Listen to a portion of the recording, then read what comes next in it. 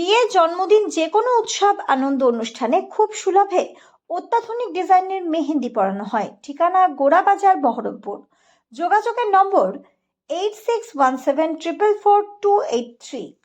কদিন আগে বেলডাঙাতে এক পরিযায়ী শ্রমিক মারা গিয়েছে। খুব দুঃখের ব্যাপার, খুব বেদনাদায়ক ব্যাপার। মারা যাওয়ার ফলে সেই শ্রমিকের মৃতদেহ নিয়ে আসে বেলডাঙায় তার বাড়িতে নিয়ে এসে সেখানকার মানুষ বিভিন্নভাবে তারা বিক্ষোভ প্রদর্শন করে। বিক্ষোভটা এমন জায়গায় চলে যায় যেখানে খবর সংগ্রহ করতে গিয়ে মহিলা সাংবাদিক সোমা মাইতি এবং তার ক্যামেরাম্যান রঞ্জিত মাহাতো তারা ওই আন্দোলনকারীর হাতে নৃশংসভাবে প্রভাবিত হয়।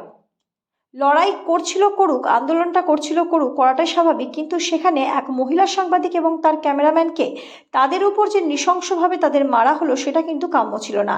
সাংবাদিক হিসাবে আমি বলছি, আমাদেরকে কেউ বলে এই সাংবাদিকটা পয়সা তুলে, কেউ বলে দালাল, ওই কোটালের ওই ছেলেটা অমুক দলের দালালি করে।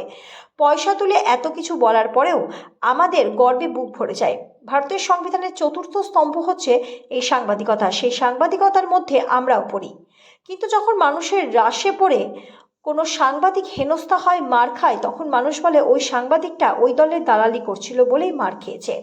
আবার কোনো কোটালের ছেলে বা মেয়ে যদি মার খায়, তখন ওই সমস্ত মানুষ বলে ওই ছেলেটি অমুক দলের দালালি করে তাই মার খেয়েছে। বেশ হয়েছে, তা সত্ত্বেও আমাদের গর্বে বুক উঠিয়ে বলি আমরা সাংবাদিক।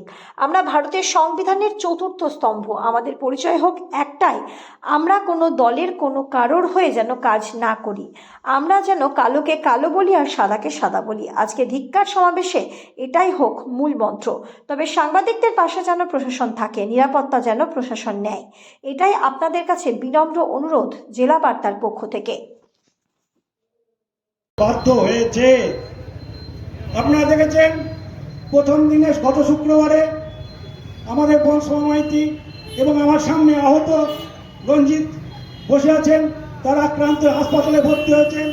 দলে দলে গিয়ে তাকে সহানুভূতি জানিয়েছেন। তাদের কোনো এফআইআর করার মতন শারীরিক অবস্থা ছিল না। শারীরিক ট্রমায় তারা ভর্তি, অসুস্থ ছিলেন।